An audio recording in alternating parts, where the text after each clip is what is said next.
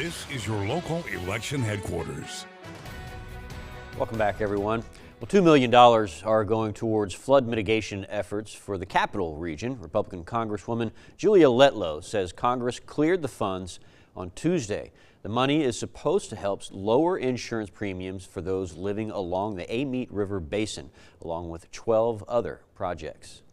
The city of New Orleans has been granted a multi-million-dollar loan from the State Bond Commission, and while it's expected to keep New Orleans afloat for now, Mayor-elect Helena Moreno says it comes with oversight requirements, and that failure is not an option. Reporter Ashley Hamilton has those details.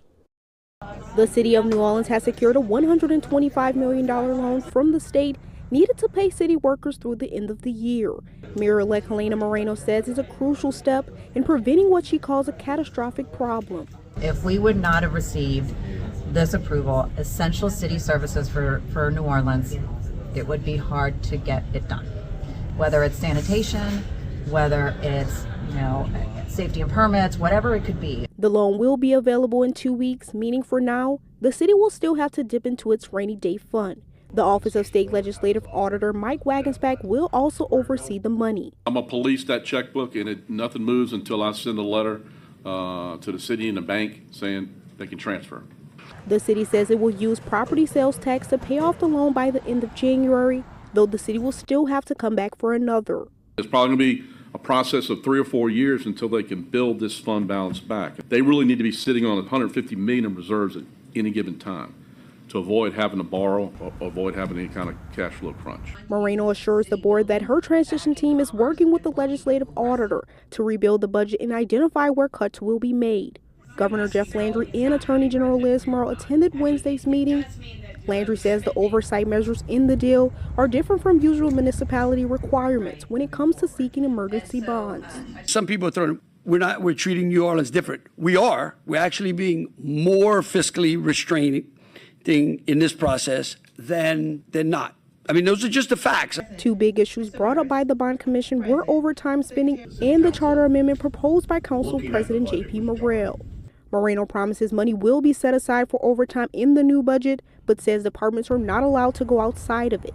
There need to be some real oversight measures to ensure that there is no abuse, to ensure that everything is in the up and up when it comes to overtime. And those are the level of controls that need to be put in place according to the auditor and the inspector general, and I've instructed the chief to do so.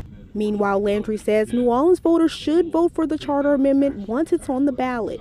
If the voters of New Orleans don't want the city in their business, they need to go pass a balanced budget amendment. Ashley Hamilton, WGNO News. Well, a grand jury indicted a former Louisiana House Speaker on malfeasance charges. Take a look. Prosecutors allege Clay Sexschneider stole a rare state artifact that's valued at more than $25,000.